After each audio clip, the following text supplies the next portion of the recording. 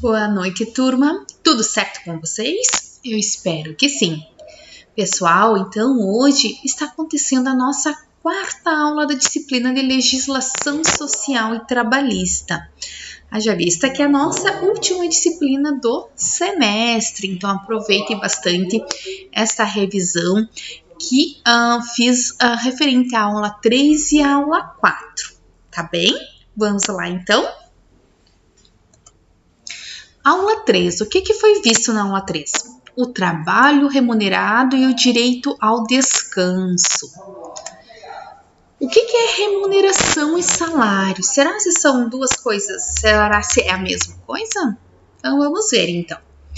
Você sabia que remuneração não tem o mesmo significado de salário?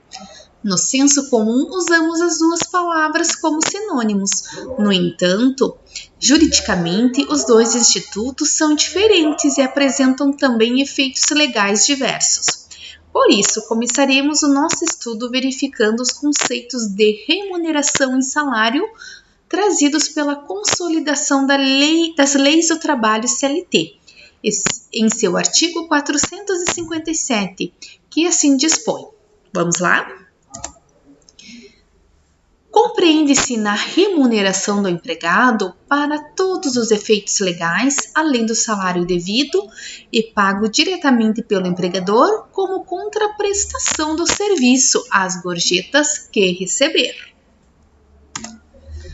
A partir da análise do artigo 457 da CLT, Saraiva defende que a remuneração consiste no somatório da contraprestação paga diretamente pelo empregador, seja em pecúnia, seja em utilidades, objetos e benefícios, com a quantia recebida de terceiros a título de gorjeta.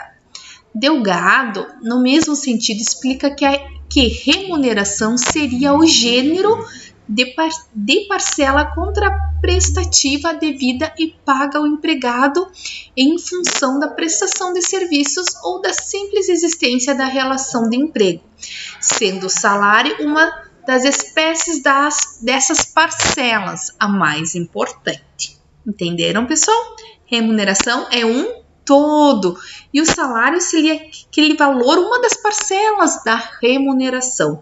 Remuneração envolve vários somatórios, de contraprestação. É gênero do qual o salário e as gorjetas são espécies. Então, é gênero do qual o salário e as gorjetas são espécies. Devido à importância da verba salarial, pois é com o salário que o trabalhador sustenta a sua família, o direito do trabalho acabou por criar princípios com a intenção de proteger esse instituto. Dentre os princípios é possível destacar o princípio da irredutibilidade salarial. Significa que o salário é irredutível, não podendo ser reduzido, por exemplo. Quando a empresa está em crise econômica, havendo, porém, possibilidade de redução temporária em casos excepcionais, mediante intervenção sindical por meio de negociação coletiva, e o princípio da intangibilidade salarial, que assegura o recebimento integral do salário pelo empregado, não podendo o empregador efetuar descontos, salvo as hipóteses legais, conforme prescrito no artigo 462 da CLT e na súmula 342 do Tribunal Superior do Trabalho. Em síntese, por meio da leitura do artigo e da súmula supratranscritos, podemos concluir que é possível o desconto nos casos de 1. Adiantamento vale, 2. Verbas que decorrem de dispositivos de lei, quando a lei autoriza o desconto, como contribuição previdenciária, impostos de renda e etc. 3. Planos de assistência odontológica, médica, seguro previdenciária privada ou de entidade cultural, recreativa, corporativa. E 4. Dano causado pelo empregado, desde que autorizado ou, no seu caso, de dolo. Então, esse parágrafo trata-se sobre os descontos. E para a gente poder autorizar alguns descontos, a gente precisa fazer, né, precisa ter por escrito, né, do funcionário aquele desconto, sendo, né, tem esses que são por lei já garantidos que o empregador pode fazer, e daí tem o demais descontos que porventura vier, o desconto, esse desconto precisa ser autorizado por escrito pelo empregado. Aqueles empréstimos consignados, né, que várias empresas trabalham com essa situação, né, tanto no ramo público ou privado, tem essa, né, essa condição de ser descontado em folha de pagamento, mas tem que ser autorizado pelo empregado, tá bom, gente? Vamos passar para o próximo. Uma importante proteção legal que também se relaciona ao salário diz respeito à obrigatoriedade de pagá-lo até o 5º dia útil subsequente ao mês trabalhado, conforme preceitua o artigo 459, parágrafo único da CLT, com exceção das comissões, percentagens e gratificações, as quais poderão ser pagas em período superior a um mês. Ainda no que se refere ao conceito de salário, há também uma informação primordial para o seu conhecimento. Todas as verbas salariais repercutem no cálculo das férias, do 13º, do FGTS e entram na base de cálculo da contribuição previdenciária. Vamos lá? Há duas verbas recebidas por alguns trabalhadores específicos que têm grande relevância, que são as comissões e as gorjetas. As comissões são uma modalidade de salário paga por unidade ou serviço, isto é, por produtividade do empregado. Desse modo, os ganhos do trabalhador serão calculados com base no resultado de suas atividades. Será que as comissões apresentam natureza salarial? Sim, as comissões constituem salário variável com base na produtividade e no resultado do empregado, conforme prescreve o parágrafo 1º do artigo 457 da CLT. Assim sendo, salário para todos os efeitos legais, as comissões incidem, até mesmo sobre o pagamento de horas extras, férias, 13º salário, repouso semanal remunerado, FGTS e entram na base de cálculo da contribuição previdenciária. Agora, as gorjetas são parcelas pagas por terceiros aos trabalhadores, a exemplo dos garçons, motoristas, pessoas que elaboram em hotéis, etc. E é justamente por isso que as gorjetas não se enquadram na figura salário, sendo espécie de remuneração. Por terem caráter remuneratório, as gorjetas incidirão no cálculo do 13º salário, das férias, do FGTS e da contribuição previdenciária. Todavia, a jurisprudência, que são decisões pacificadas de tribunais superiores, exclui a incidência das gorjetas no cálculo do aviso prévio, horas extras, adicional noturno e repouso semanal remunerado, por entender que essas parcelas são calculadas sobre o salário e não sobre a remuneração, conforme preceitua a súmula 357 do TST. 354, do TST. Vamos ver sobre os adicionais legais, então. O adicional de insalubridade, que é pago aos trabalhadores submetidos às atividades insalubres. Mas o que são atividades insalubres? Segundo o artigo 139 da CLT, as atividades insalubres são aquelas por sua natureza,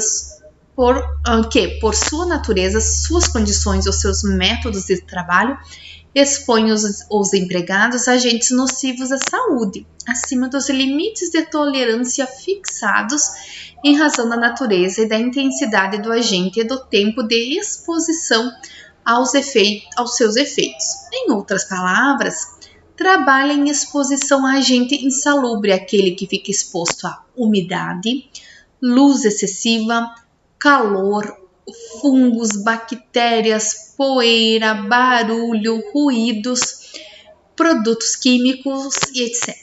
Lembrando que o contato com qualquer um desses agentes deve ultrapassar os limites de tolerância estabelecidos pelo legislador. Se constatada a insalubridade, o trabalhador tem direito ao adicional de 10% grau mínimo, 20% grau médio, 40% grau máximo e, em regra, é calculado sobre o salário mínimo daquele ano, tá? O salário mínimo nacional. Tem natureza salarial, é salário condição. É por meio de uma perícia, um laudo ambiental realizado por um engenheiro ou técnico de segurança do trabalho, que é definida a existência ou não de agente insalubre no local de trabalho, bem como o grau de insalubridade. Agora vamos falar um pouquinho sobre a periculosidade. É outro importante instituto que se relaciona com a saúde e a integridade física do trabalhador. Ela está prevista no artigo 193 da CLT, que diz que elabora em atividade perigosa. Aquele que tem contato com as substâncias inflamáveis, explosivos, energia elétrica. O trabalhador exposto a roubos ou outras espécies de violência física nas atividades profissionais, de segurança pessoal ou patrimonial, por exemplo, vigilante armado. E as pessoas nas atividades de trabalhador em motocicleta. O adicional de periculosidade é de 30% e será pago sobre o salário básico do empregador. Então aí está a diferença. Além do percentual, o salário. Tanto que a insalubridade é sobre o salário mínimo nacional e a periculosidade é sobre o salário básico do empregado. Tem outros adicionais, então é o adicional de hora extra, 50% sobre o valor da hora normal, o adicional noturno, que é 20% sobre o valor da hora diurna, e o adicional de transferência, que é 25% sobre o salário. Vamos falar agora um pouquinho sobre salário, utilidades e verbas não salariais. O salário utilidade ou salário in natura. Você sabia que o salário pode ser pago em utilidades, a exemplo de habitação, alimentação, etc? O que não há obrigatoriedade de pagar apenas em dinheiro? Sim, é possível remunerar o empregado com utilidades, desde que o valor pago em dinheiro seja de pelo menos 30% do salário. Segundo o Nascimento, o pagamento em utilidades é a forma de salário na qual o empregado recebe em bens econômicos e não em dinheiro, tais como alimentação, habitação ou qualquer outro bem econômico. Diante disso, você poderia se questionar: tudo que o empregador fornece em utilidades é considerado salário? Na verdade, não. Então, vamos entender melhor isso. Para você saber se uma prestação fornecida pelo empregador é salário in natura ou não, faz-se necessário saber se a utilidade é fornecida como uma vantagem pela prestação de serviços. Se houver vantagem, a utilidade terá natureza salarial. Se houver vantagem, a utilidade terá natureza salarial. Em contrapartida, se a utilidade fornecida for necessária para a prestação de serviços, não terá natureza salarial, tais como os equipamentos de segurança ou a moradia cedida a um caseiro. Assim, em síntese, a utilidade fornecida para o trabalho não tem natureza salarial, mas a utilidade fornecida pelo trabalho é salário. Por disposição legal, não é salário utilidade. CLT artigo 458. Vestuários e equipamentos utilizados no trabalho, educação, matrícula, mensalidade, livros, etc. Transporte para o deslocamento, trabalho, residência, trabalho, assistência médica, hospitalar e odontológica prestada diretamente ou mediante seguro-saúde, seguro de vida. Então, pessoal, não é salário utilidade. Por quê? Porque isso vocês precisam para o seu trabalho. São garantias, digamos que está descrita lá de acordo com o sindicato da categoria, que é Obrigação do empregador fornecer isso, tá? Não é um salário utilidade. Não é salário utilidade, tá, pessoal? Porque vocês precisam disso para, né? É um direito que vocês adquiriram ter isso, tá? As verbas não salariais, ou seja, parcelas pagas ao trabalhador a título de indenização, que não repercutirão no cálculo das demais verbas. A reforma trabalhista, Lei 13.467 de 2017, alterar o artigo 457, parágrafo 2º da CLT, expressamente estatuiu que as importâncias pagas a título de ajuda de custo, auxílio alimentação, proibido o pagamento em dinheiro, diárias para viagem e os prêmios não integram a remuneração do empregado, não se incorporam ao contrato de trabalho e não constituem base de incidência de qualquer encargo trabalhista e previdenciário. Isso significa que todos os valores pagos ao trabalhador sob esse título terão caráter indenizatório, somente nesses casos aqui, tá, pessoal? Auxílio alimentação, viagens, prêmios. Equiparação salarial. Para começar o nosso estudo, vamos discorrer brevemente sobre o princípio da isonomia igualdade, pois é ele quem fundamenta o pedido de equiparação salarial. Nascimento 2012 explica que a figura da equiparação encontra respaldo no princípio da igualdade salarial, porque a intenção é assegurar aos trabalhadores o direito de receber o mesmo salário, desde que prestem serviços de igual valor, direito garantido pela Constituição Federal em seu artigo 7º da CLT. Tá? Esse princípio busca combater a discriminação no trabalho, de modo a permitir que empregados na mesma função realizando trabalho de igual valor tenham o mesmo salário. Além da identidade de função e tarefas, o artigo 461 da CLT impõe mais requisitos para a equiparação salarial, que podem ser assim resumidos. A. Trabalhar para o mesmo empregador. B. No mesmo estabelecimento. Inovação trazida pela reforma trabalhista. Entre empregados da mesma função. Com a diferença de tempo de função não superior a 2 anos.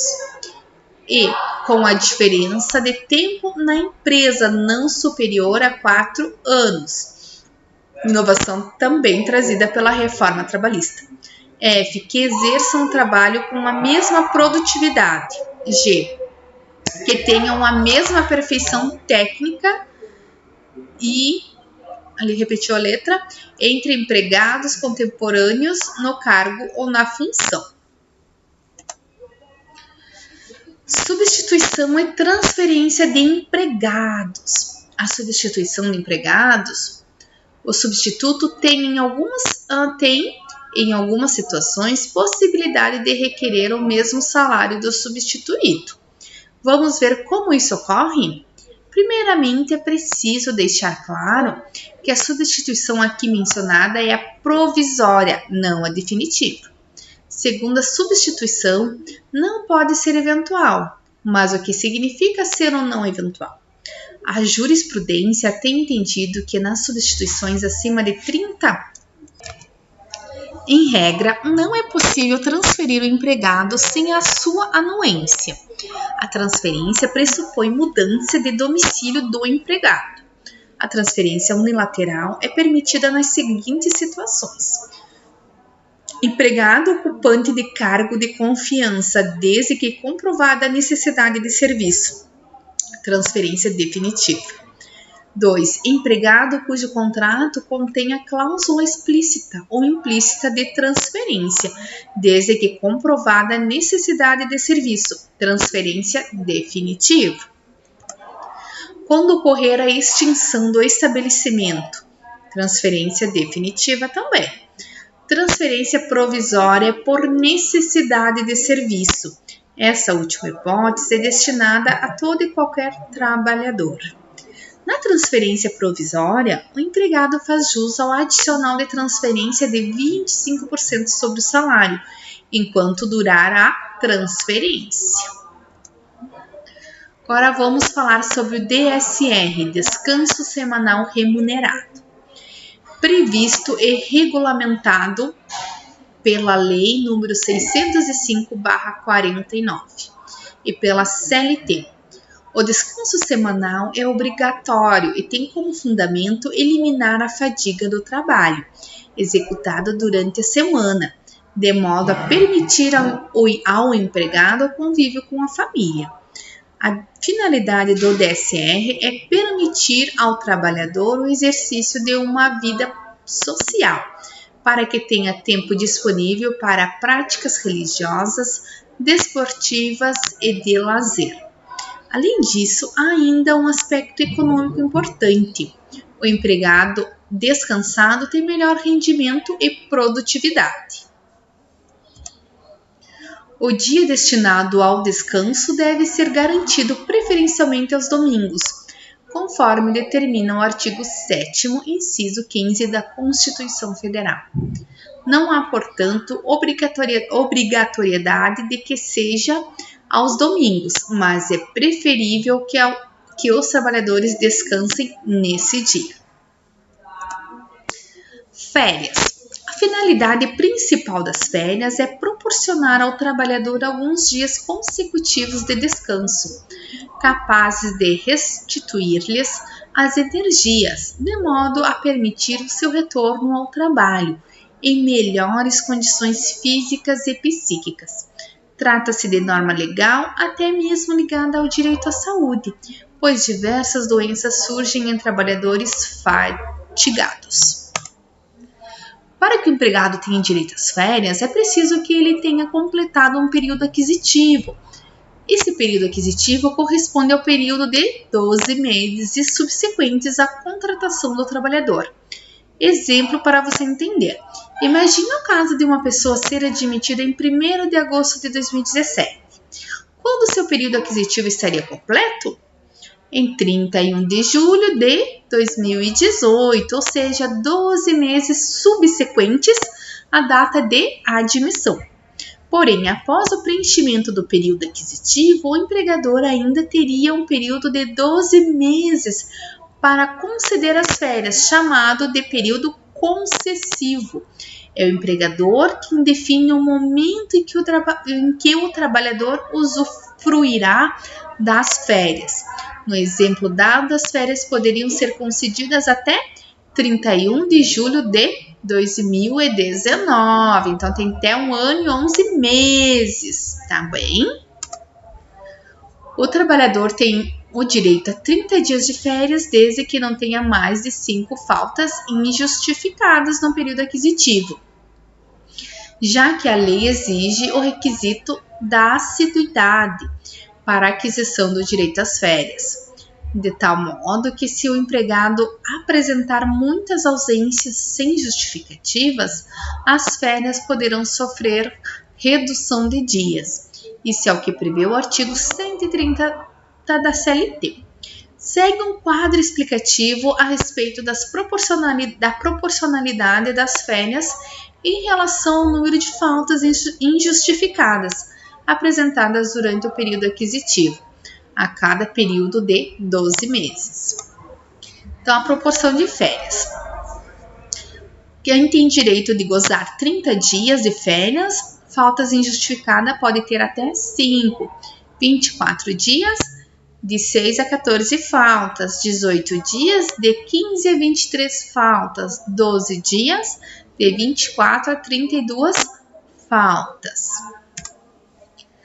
Fracionamento. Até 3 vezes. Um deles não poderá ser inferior a 14 dias corridos e os demais não poderão ser inferiores a 5 dias corridos cada um.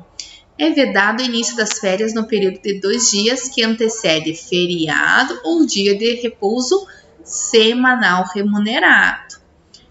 Comunicação das férias, 30 dias no mínimo antes do início. O valor é o salário do mês mais 1/3. Pagamento até 2 dias antes do início do gozo das férias. Desrespeito ao período concessivo e data de pagamento, as férias devem ser pagas em dobro. Quando não for paga 2 dias antes e não for comunicado, também poderão ser pagas em dobro, tá? Sobre férias coletivas. São concedidas a um grupo de trabalhadores, ou parte deles, setor da empresa ou um estabelecimento. A empresa deve notificar ao Ministério do Trabalho, os sindicatos da categoria e os empregados, com antecedência mínima de 15 dias. O fracionamento em 2 períodos anuais, desde que nenhum deles seja inferior a 10 dias corridos. Se algum trabalhador no momento das férias coletivas tiver menos de 12 meses, não preenchido o período aquisitivo, gozará de férias proporcionais, iniciando-se um novo período aquisitivo. Muito bem, aqui nós finalizamos a nossa aula 3. Agora vamos para a aula 4, que tem um assunto sobre término do contrato de trabalho e autonomia privada coletiva. Esse conteúdo é bem bacana, gosto muito sobre direito do trabalho. A gente sempre costuma, falar, quem trabalha, atua nesse ramo, que todo mundo entende um pouco sobre direito do trabalho, não é mesmo? A gente sempre está comentando, um sabe um detalhe, outro sabe um artigo, outro sabe isso, E as leis, ela vem mudando, ao longo dos anos, ela tá aí, Um exemplo disso, é sobre as novas MPs, que o governo decretou devido ao nosso estado de calamidade. Vocês viram quantas coisas, que se modificaram, contrato de trabalho, suspensão, a redução da jornada de trabalho e do salário, quanta coisa veio que não está explícito lá na CLT, mas enfim é uma medida provisória, que ela veio para auxiliar tanto os empregados como os empregadores nesse momento. Então é muito importante que a gente esteja sempre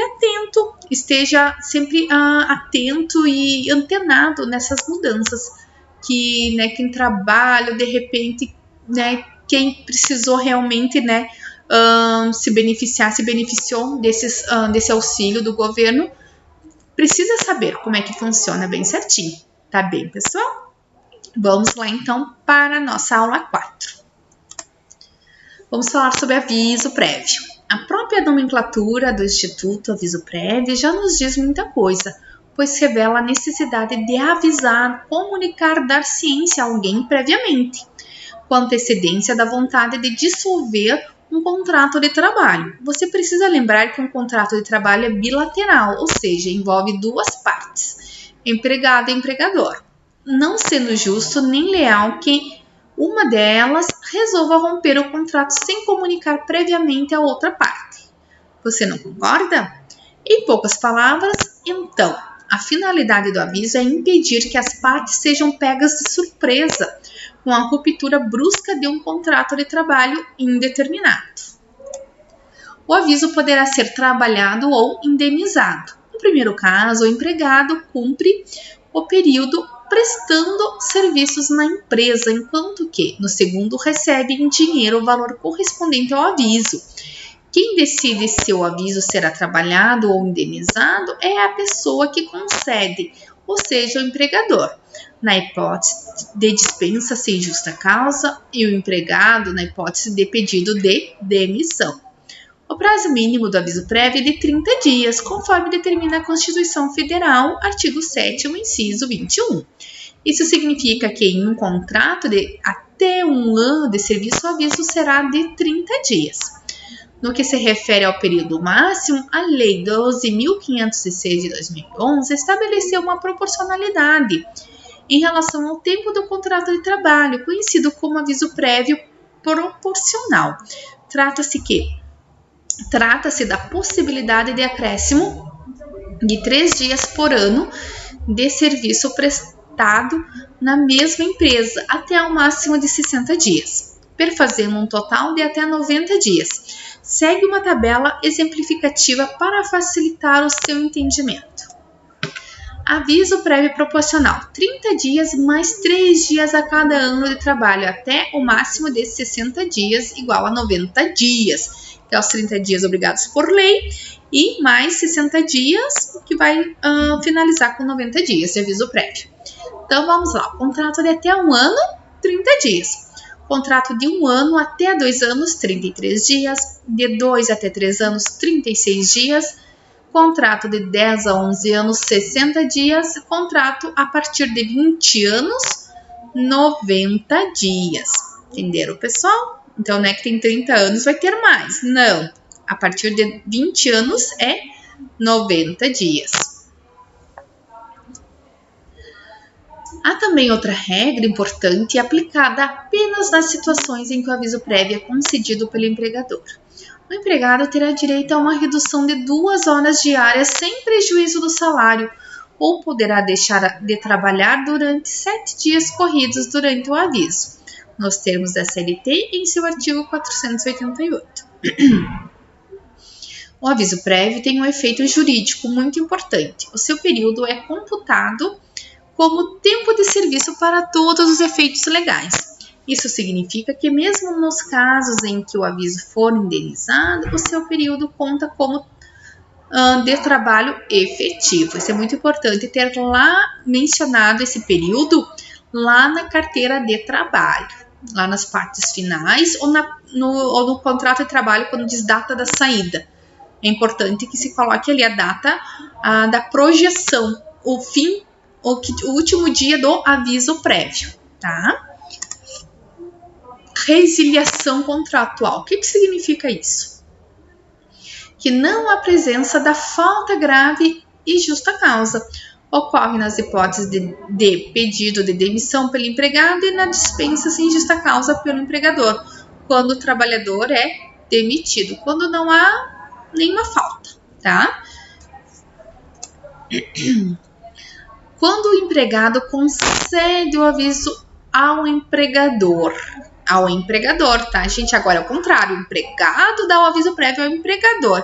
Isso é bem difícil da gente escutar, né? Mas ele está lá no direito do trabalho também instituído, e vamos conhecer um pouquinho mais sobre esse assunto, que é bem difícil a gente ver, né? A gente escutar, mas ele pode acontecer sim.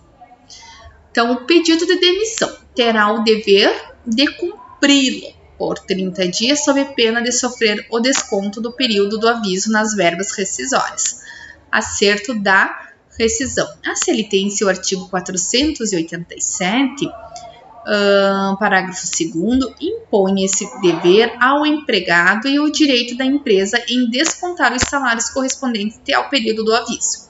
Afinal, se a empresa não conseguir um substituto imediatamente, sofrerá os prejuízos com a falta do aviso pelo empregado, que pede demissão. Embora exija a obrigatoriedade de concessão ao aviso prévio pelo empregado, é facultado ao empregador dispensá-lo do cumprimento do aviso. Trata-se de uma faculdade, não de um dever. Aqui, pessoal, acho que eu me antecipei no assunto. Aqui é quando a gente pede demissão, né? Então, sobre o aviso prévio, a gente precisa cumprir esse aviso, né? Que a gente também, ao mesmo passo, quando o empregador faz a dispensa, ele também ele dá o aviso prévio de 30 dias. O empregado, quando pede, também precisa cumprir os 30 dias, sob pena de que o empregador poderá descontar, tá? O seu salário. É que eu me adiantei, eu troquei as lâminas aqui na minha explicação. No caso de dispensa sem justa causa pelo empregador, o dever de conceder o aviso prévio é da empresa. Assim, aplica-se o aviso prévio proporcional, considerando o tempo de contrato de trabalho. O aviso poderá ser cumprido na empresa ou indenizado. Lembrando que, na hipótese do aviso trabalhado, é facultado ao empregado laborar com a redução das 2 horas diárias ou se ausentar do labor durante 7 dias corridos, na intenção de buscar um novo emprego. O trabalhador dispensado pela empresa sem justa causa faz jus às seguintes verbas rescisórias: aviso prévio, saldo de salário, férias vencidas e proporcionais, 13º salário vencido e proporcional, saque da FGTS, acrescida da multa de 40% e acesso ao seguro-desemprego. Não tá o assunto ainda que eu queria falar com vocês, tá, pessoal? Aqui continua o mesmo assunto. Aqui agora chegou o assunto sobre o aviso prévio do empregado ao empregador, aqui que eu estava comentando anteriormente, me antecipei no assunto. Então, é resolução contratual, rescisão indireta e justa causa. Vamos ver o que significa isso. É esse assunto aqui que não é comum de a gente escutar, de a gente ver no meio profissional, no meio de trabalho da gente, tá? A rescisão ou despedida é denominada indireta, porque a falta grave cometida pelo empregador gera para o empregado o direito de rescindir o contrato de trabalho indiretamente por culpa da empresa, sendo devidas todas as verbas rescisórias que fará jus se tivesse sido dispensado sem justa causa, a saber, saldo de salários, aviso prévio, férias vencidas e proporcionais, 13º salário vencido e proporcional, saque do FGTS depositado, multa de 40% do FGTS e acesso ao seguro-desemprego. Não se pode esquecer que é o empregador quem exerce a direção da empresa e, diante disso, a única possibilidade de o trabalhador comprovar a falta grave de seu patrão e, consequentemente, a rescisão indireta é por meio do ajuizamento de uma ação trabalhista, no qual o juiz verificará, no caso concreto, se o empregador cometeu falta grave, a ponto de se tornar insustentável o contrato de trabalho para o empregado. Então, aqui, gente, é somente quando há uma ação trabalhista que a gente vai poder comprovar, tá? Que esse é o inverso, é o empregado que está dando aviso prévio para o empregador.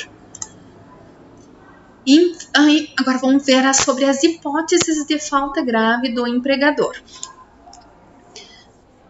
Exigir serviço superior às forças do empregado, proibidos por lei, contrários aos bons costumes ou alheios ao contrato. Tratar o empregado com rigor excessivo. A conduta pode ser do empregador ou de um superior hierárquico.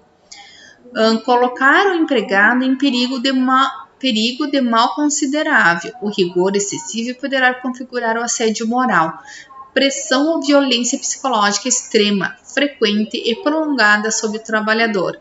A intenção é humilhar, constranger. O assédio pode ser praticado pelo empregador, chefes, colegas de trabalho, cabe dano moral. Então, é nessas hipóteses. Também não cumprir o empregador as obrigações do contrato. O empregador ou seu preposto praticar auto lesivo à honra e boa fama, ofensa física, contra o empregado ou pessoa de sua família. O empregador ou seu preposto ofenderem o trabalhador fisicamente, salvo em caso de legítima defesa própria ou de outrem. O empregador reduzir o trabalho daquele que recebe por peça ou tarefa, de forma a afetar sensivelmente a importância dos salários. Vamos falar um pouquinho sobre assédio moral, então. Assediar significa importunar, cercar, perseguir alguém com insistência. No campo da relação de trabalho, é toda pressão ou violência psicológica extrema, de forma sistemática, frequente e prolongada sobre o trabalhador, no sentido de humilhá-lo, constrangê-lo, forçá-lo a pedir demissão. O comportamento pode advir de chefes e superiores, mas também ocorre entre colegas de trabalho. Dispensa do empregado por justa causa. Regras e hipóteses legais. A dispensa do empregado por justa causa é a pena máxima a ser aplicada ao trabalhador. Por isso, é recomendável que as empresas sejam cautelosas imputando a falta grave ao empregado, apenas quando houver prova robusta da culpa. A comprovação da justa causa a ser aplicada ao empregado depende dos seguintes requisitos. A falta deve ser grave, a pena aplicada deve ser proporcional à falta cometida. Para cada falta deve ser uma penalidade, não sendo possível punir 2 vezes pelo mesmo ato. A penalidade deve ser aplicada imediatamente ao fato ocorrido, sob pena de perdão tácito. Deve haver conduta dolosa ou culposa da parte que cometeu a falta. Por isso é importante que você perceba que nem todo ato é passível de dispensa por justa causa, pois, mesmo na hipótese do empregado incorrer de uma falta grave, nem sempre a ocorrência é um único fato ou a adoção de uma única conduta poderá caracterizar a pena máxima. O que queremos dizer com isso? A depender da situação, será necessário que o trabalhador incorra 2, 3 ou 4 vezes de uma falta, a fim de caracterizar a justa causa. E não existe regra ou entendimento fechado para isso. Cabe à empresa agir com bom senso e verificar se o ato ou a conduta do trabalhador foi grave o suficiente para justificar a aplicação da justa causa. Em algumas situações, basta um único ato, agredir fisicamente um colega de trabalho, por exemplo. Em outras situações, serão necessários atos e condutas reiteradas para caracterizar a pena de falta grave. A exemplo dos atos de insubordinação, quando o empregado não segue ordens específicas destinadas a ele. Nesta última situação, exige-se uma progressividade de faltas e penalidades, tais como as de aplicação de advertências ou pena de suspensão antes da justa causa. As hipóteses de justa causa aplicadas ao empregado, elas são previstas na CLT em seu artigo 482. Vamos ver quais que são várias, tá, pessoal? Eu descrevi as mais importantes, aliás, são as primeiras, tá, que a gente escuta falar mais. As outras eu só descrevi o título, tá? Ato de improbidade, o que é isso? É qualquer ato de desonestidade do empregado, no sentido de obter uma vantagem, como a prática de furto, roubo e falsificação de documento, de modo a apropriar-se do patrimônio do empregador. Incontinência de conduta ou mau procedimento. A incontinência de conduta é um ato faltoso de conotação sexual, a exemplo do empregado que efetua ligações para disque-sexo, ou envia e-mail corporativo com material pornográfico. O mau procedimento, por sua vez, poderá abarcar diversas situações traduzidas pela prática de atos que firam a discrição pessoal, as regras do bem viver, o respeito e a falta de compostura. C. Negociação habitual por conta própria ou alheia, sem permissão do empregador e quando constituir ato de concorrência à empresa para a qual trabalha o empregado, ou for prejudicial ao serviço. Trata-se da hipótese do empregado que desempenha uma função ou realiza uma atividade na empresa sem o conhecimento do empregador, trazendo prejuízo ao serviço. Incorrerá na falta grave da mesma forma se concorrer com o empregador. D. Condenação criminal do empregado, passada em julgado, caso não tenha havido suspensão da execução da pena. Se o empregado apenas estiver preso sem ter sido condenado, o contrato permanecerá suspenso. A justa causa só é autorizada na hipótese do empregado ter sido condenado, com o trânsito em julgado e sem suspensão da execução da pena, ou seja, deverá haver impossibilidade física do empregado continuar trabalhando. E desídia do desempenho das respectivas funções. É empregado que elabora com desleixo, má vontade, falta de zelo ou interesse no exercício de suas funções. No geral, faz-se necessária certa repetição de atos a fim de caracterizar a desídia. A jurisprudência entende, por exemplo, que as faltas reiteradas do empregado, sem justificativa diante da ausência de compromisso com o trabalho, caracterizam-se como desídia. Então, outros tópicos ali, como eu mencionei para vocês, embriaguez habitual ou em serviço, violação de segredo da empresa, ato de indisciplina ou de insubordinação, abandono de emprego, ato lesivo da honra ou da boa fama praticado no serviço contra qualquer pessoa ou ofensas físicas, nas mesmas condições, salvo em caso de legítima defesa própria ou de outrem. Ato lesivo à honra ou da boa fama ou ofensas físicas praticado contra o empregador e superiores hierárquicos, salvo em caso de legítima defesa própria ou de outrem. Prática constante de jogos de azar, perda de habilitação ou dos requisitos estabelecidos em lei para o exercício da profissão em decorrência de conduta dolosa do empregado. Vocês viram quantas coisas, quantos tópicos tem, né, para a dispensa por justa causa. Sendo dispensado por justa causa, o empregado fará jus apenas às seguintes verbas rescisórias: saldo de salário, férias vencidas e 13º salário vencido. Somente isso o empregado terá direito. Muito bem, estamos quase no final da nossa revisão. É bem grande, né? Bastante conteúdo, mas eu quis colocar bastante significados, bastante conteúdo para vocês estudarem bastante aí, né? Tirar dúvidas, enfim. Vamos lá. O direito coletivo de trabalho, por sua vez, regula as relações entre as organizações coletivas de empregados e empregadores, ou relações entre as organizações de trabalhadores e empregadores diretamente, tendo por objetivo de estudo as organizações sindicais, as negociações coletivas, os instrumentos normativos, o dissídio coletivo, a greve e suas repercussões no contrato de trabalho. O que é dissídio coletivo? É um importante instrumento do direito coletivo do trabalho. Trata-se, em síntese, de uma ação promovida por uma entidade sindical na intenção de discutir judicialmente a abusividade de uma greve, dissídio coletivo de greve, ou a interpretação de uma norma jurídica, dissídio coletivo de natureza jurídica, e a criação de normas e condições de trabalho, dissídio coletivo de natureza econômica.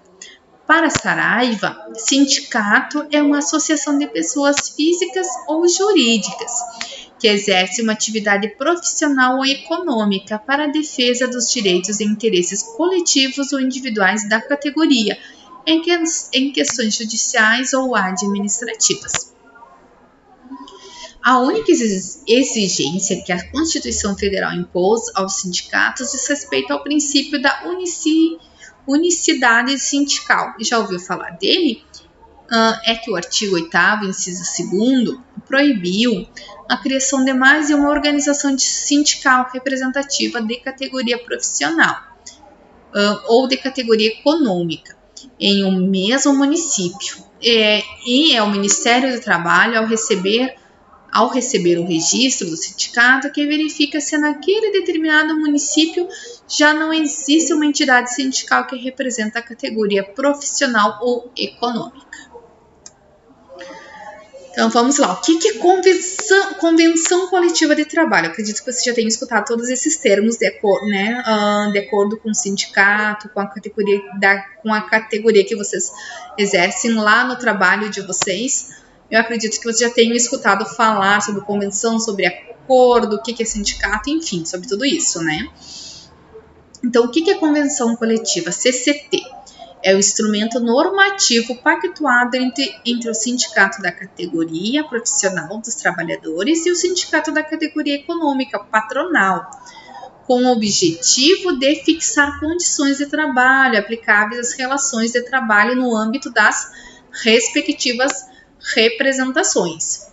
E o acordo coletivo de trabalho, ACT, por sua vez, é um instrumento normativo pactuado entre o sindicato da categoria profissional, trabalhadores, e uma ou mais empresas, objetivando estipular condições de trabalho aplicáveis às relações de trabalho, no âmbito da empresa acordante.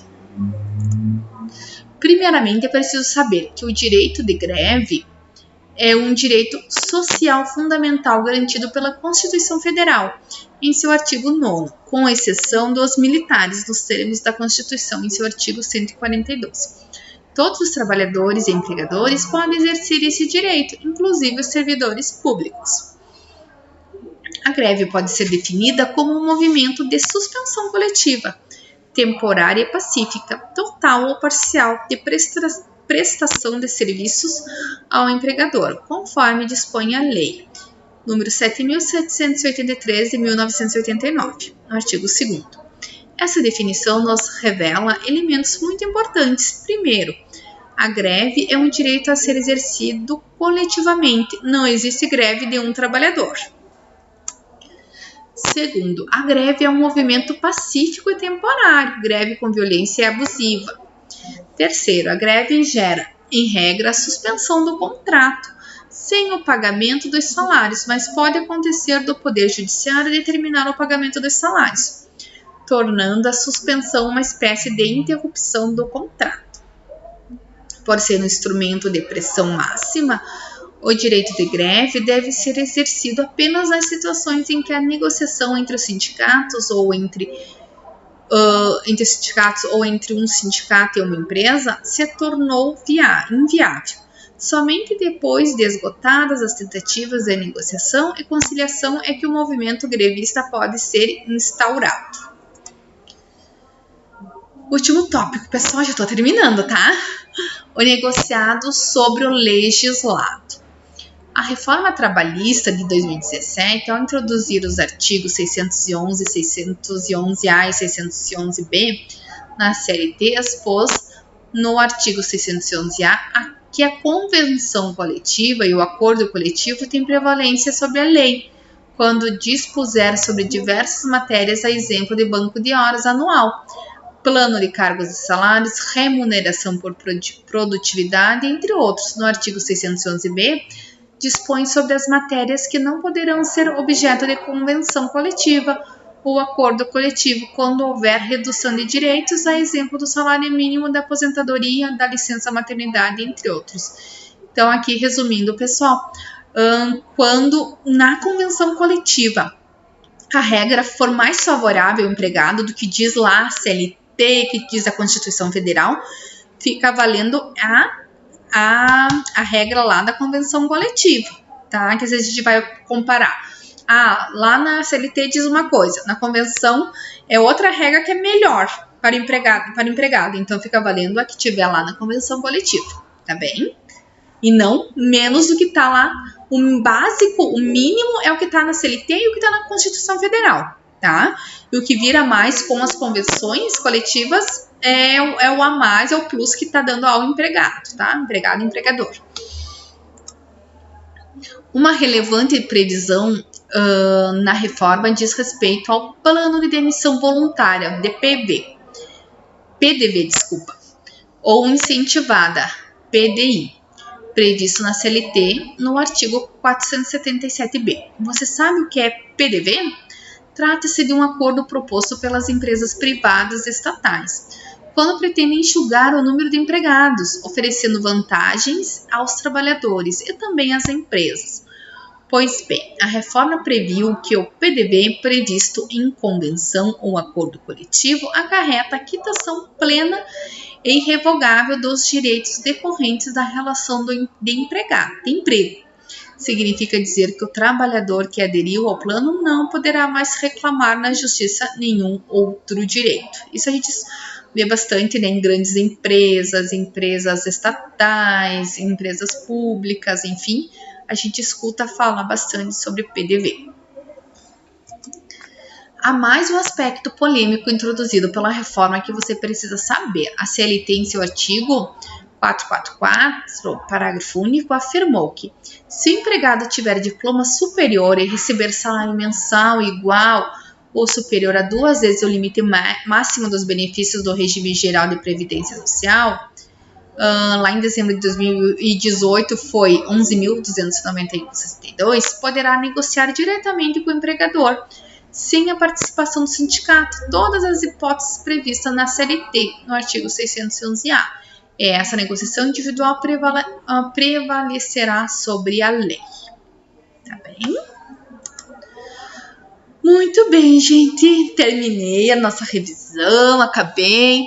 Tem bastante conteúdo para vocês, né, revisarem, lerem, né, assistirem novamente, fazer suas consultas. Não esqueçam de assistir as videoaulas lá da professora responsável pela disciplina lá no ambiente virtual de vocês. Tá bom, pessoal? Encontro vocês daqui a pouquinho para nossa aula atividade, tá bem? Beijos, fique com Deus, até mais!